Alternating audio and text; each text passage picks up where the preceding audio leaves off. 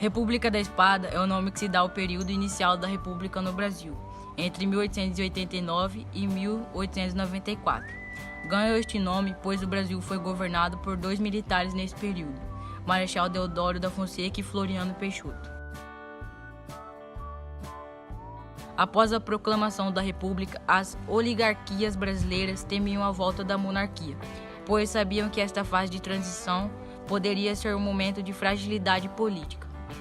Portanto, confiaram esta fase inicial do regime republicano ao exército para garantir a instauração da República. Tanto os militares quanto os ricos cafeicultores da região sudeste não desejavam retorno ao regime monárquico. Ações voltadas para a transição do regime monárquico e republicano. Instalação e consolidação das instituições da República, como por exemplo o sistema eleitoral. Adesão aos ideais do positivo. Estabelecimento do Estado laico.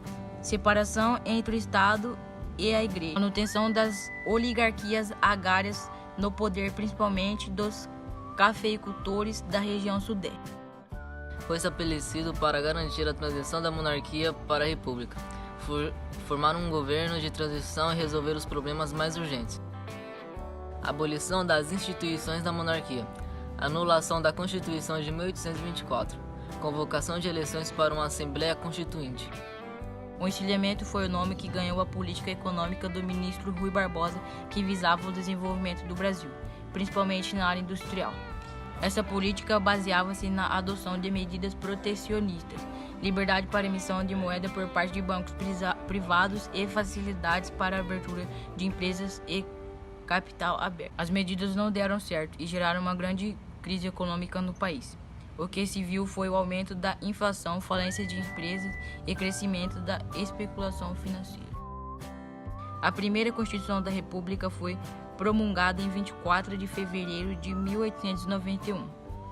Ela apresentou as seguintes características: estabelecimento da República Federativa, composto por 20 estados, possuidores de certa autonomia. Divisão da República em 3 poderes: executivo, legislativo e judiciário. Liberdade de pensamento e de associação. Criação do sistema eleitoral com as seguintes características: era aberto e não tinham direito ao voto as mulheres menores de 21 anos, mendigos, analfabetos, soldados e padres.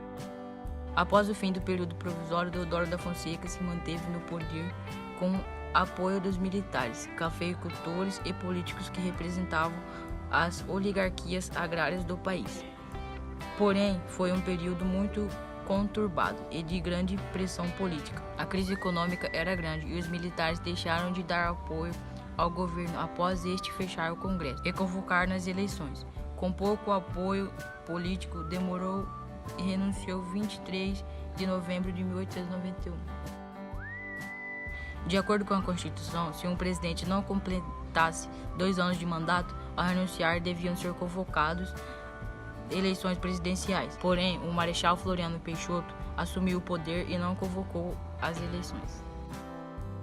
Enfrentamento da revoltas, como por exemplo a Revolta da Armada, 1893, e a Revolução Federalista no Rio Grande do Sul, 1893. Forma de governar marcada pelo nacionalismo. Medidas econômicas e protecionistas visando proteger a nascente indústria brasileira.